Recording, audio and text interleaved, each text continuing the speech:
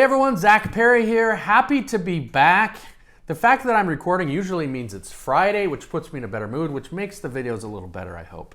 It is Friday today where I am and where you are too, although when you're watching it may not be. So how's that for an introduction?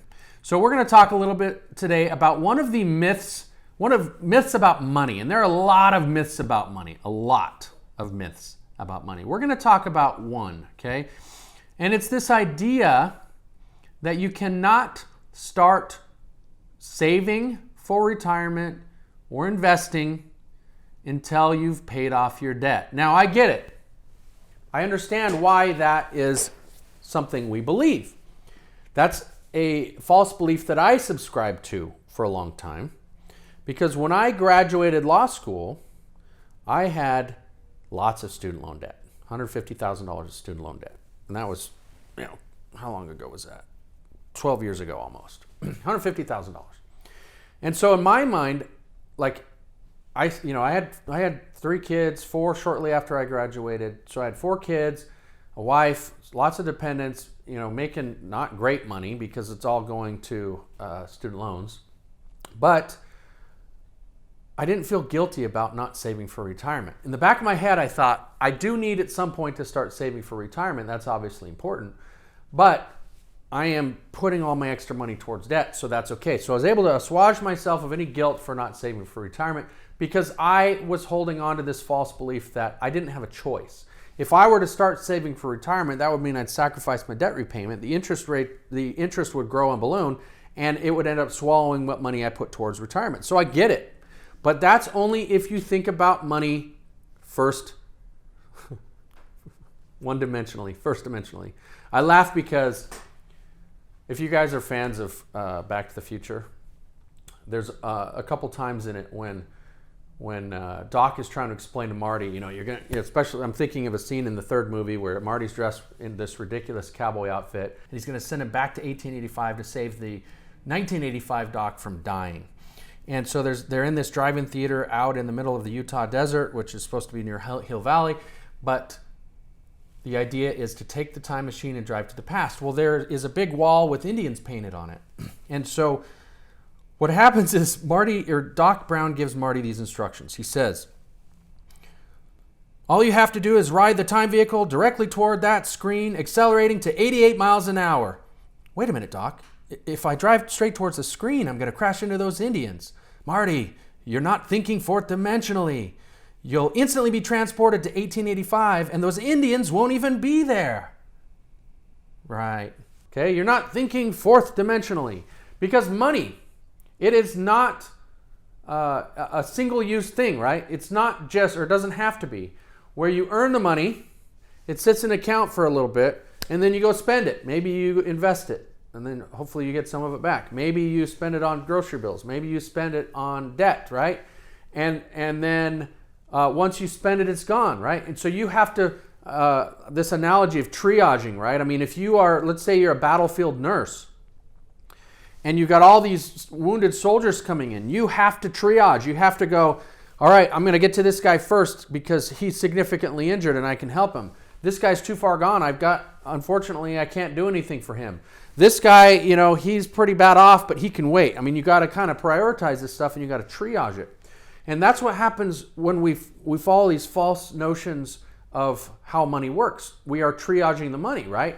Every paycheck we get, every dollar that enters our bank account, we are triaging. We're saying, okay, this dollar is going to go to pay for groceries. This dollar is going to pay my rent. This dollar is going to pay my cell phone bill. This dollar is going to pay off my debt. And now I have this many dollars left over and I'm going to stick it towards debt. That's what you're triaging your money, and you're only using it once. Just like, a nurse, there's only the one nurse who can do all this work. She can only be in one place at once. But that's not true of money, okay? One of the most important lessons I can teach you is to stop thinking about money in such limited terms, okay? The banks understand this. The wealthy people understand this. Heck, banks are using the same dollar up to 10 times, and they're charging interest every time. Now, we can't necessarily do it the same way a bank does it, but heck, we can certainly use a dollar more than once, right? And an insurance contract is one of the ways that we can do that. In fact, if you have debt, the best thing you can do instead of overpaying on your debts, instead of inefficiently using your money where you only get to use it once and it's gone, you can stick that overpayment. You can stick it in an insurance contract. Once it's in the insurance contract, it will grow for you forever.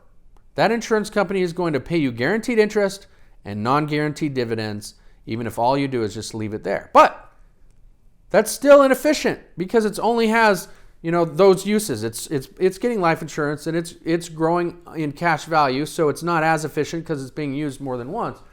But that's not its limited uses. You can also use that money as collateral, and you can borrow against it to pay off your debts.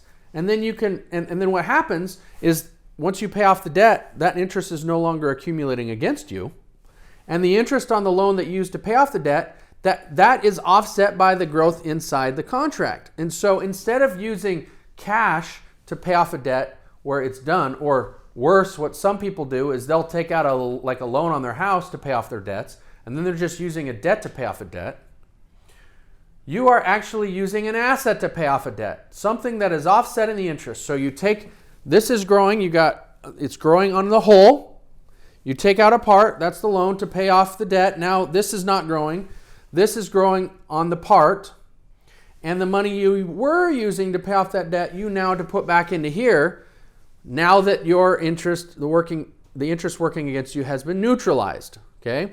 Then you're going to pay off this loan, and you're going to keep paying that money into here, and now interest is only working in your favor. So what we've done is, in this three-phase process, you start with interest working against you only. That's the debt interest. Okay, that's the one you're always hearing about. Bad. That's phase one. That's the phase you're already in. Phase two is you are going to use the growing cash value to pay off the debt, and now you have a loan against you and more money than that working in your favor. So you've neutralized the interest growing against you and are even interest positive. So you got paid to pay off the loan. And then you're going to keep using the same money that you were inefficiently spending on debt where it'll never do you any good again. You're going to reallocate it, stick it over here in your insurance contract where it's going to work for you forever. And then once that loan is paid off, now not only is interest not neutralized, but it is growing 100% in your favor where it'll compound for the rest of your life. And we can do that for every debt. Now don't take my word for it. Give me your information and I will run the math for you. I will show you that not only is it faster to pay off your debt in this way than to just spend all your extra money on debt, but you'll have something to show for it at the end. Because under your current plan, because you're not saving, you're putting all your extra money towards debt, by the time you are debt-free, you are also broke. That's not a great place to be in. It's like you finally realize this dream, you've been working for it for years, you get out of debt, you declare financial freedom, and you're broke. Talk about anticlimactic. Instead, you can save and pay off debt at the same time, and the wonderful part about this is you can pay off your debt faster. If you don't believe me, give me a call. Let me show you. I'll do it for free. I will show you exactly where the money goes, how it grows, how you're going to use it, and how long it's going to take compared to how long your current plan is. And when you see it, your mind will be blown. There will be an audible pop. I will hear your mind being blown. It's safe, but your mind will be blown. That's my promise. That's my first of two promises for this video. The second is we're going to put a smile on your face when you call us. Let us do this for you for free. It's a free analysis. In fact, if you choose to do it, it's still free.